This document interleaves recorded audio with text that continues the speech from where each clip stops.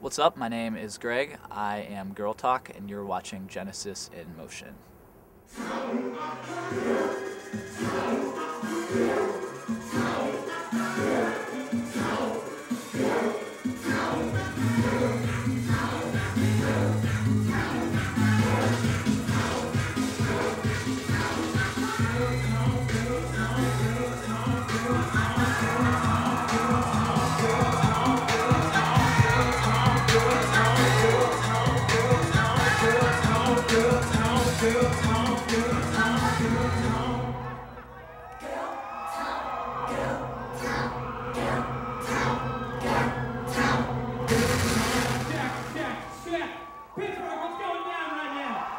Hi, I'm Kate with Genesis Magazine, and we're here with GirlTalk.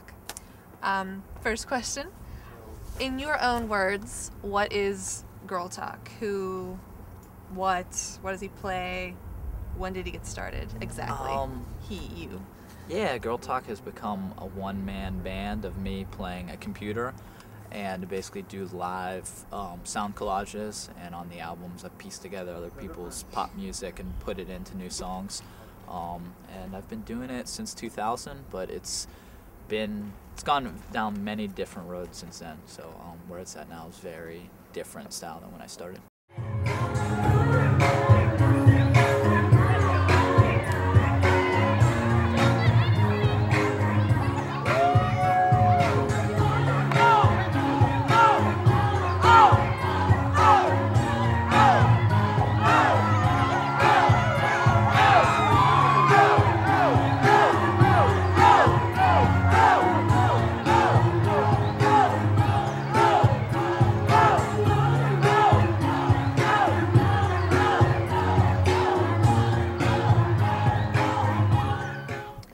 For those people out there who are unfamiliar with your work, or hear it and think DJ, but you don't consider yourself a DJ, why is it that it's not DJing? I mean, there's a number of points. I mean, if someone refers to me as a DJ, that's fine. I'm not offended by the term. People define that in different ways.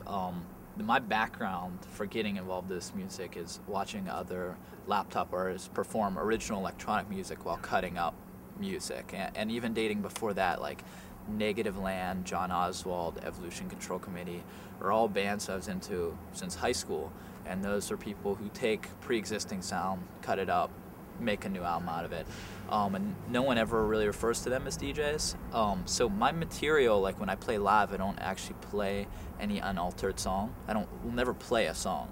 I basically just cut up songs, combine them, remix songs. So my sets are just completely my own remixes the whole time.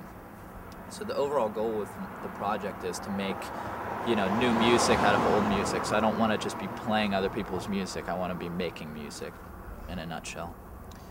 Okay. For anyone who has been to one of your live shows, there's a certain level of high energy, like rushing to the stage and whatnot. Can you remember when all of that started?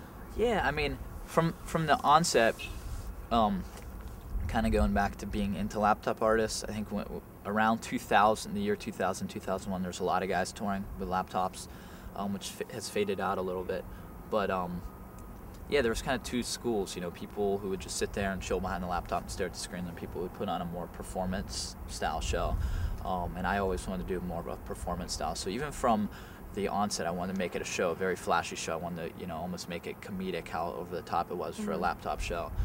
So even the early shows, I always tried to get people involved, invite people on stage, get in the crowd, just do whatever it took to loosen people up. But for 6 years, I basically had a small to no following at all. So it was always like showing up at a rock venue and trying to get everyone amped, and everyone just sitting there drinking their beers, being pissed off at the world. So yeah, I just would, get in faces and stuff like that. And my last album that came out, Night Ripper, got some good press and people got into it. And at that point, people actually started attending the shows enthusiastically. And then it's kind of taken on its own life from there. I never really intended for people to jump on stage every show. It just kind of happened, and then people saw it on YouTube, and then they wanted their show to be like that. So yeah, I'm very happy where it's at now. I always wanted to make it like a rock show with a laptop, and I think that's kind of what's happening now.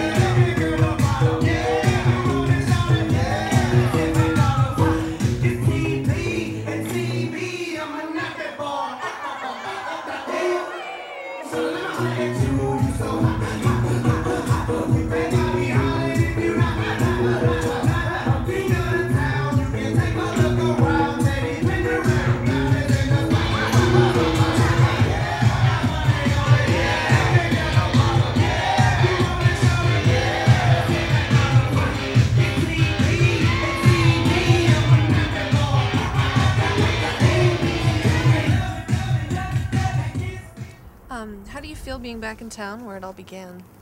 I'm here a lot, actually. I tour a lot of weekends, so I do a lot of just fly-outs and do one-offs and things like that. And I'll pick a month out of the year and do a long tour.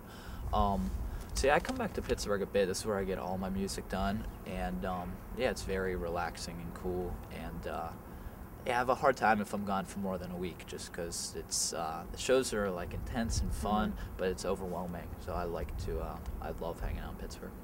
Cool. It's a good town. It's fairly obvious that you are deep in thought during your live shows, seemingly planning the next transition between songs. What exactly are you thinking about on stage during the show?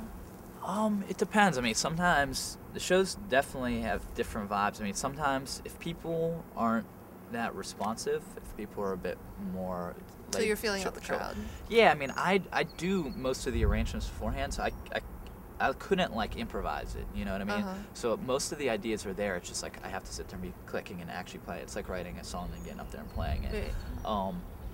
But yes, for the crowd, it's like if it's stiff, then I'm going to jump in the crowd, or I'm going to put on a more physical show. And if it's not stiff, I'm going to more just enjoy the moment. But yeah, it's literally like the boxes on my screen are very tiny, and there's many of them, and it's hard to keep track, and I usually have a few drinks before I play.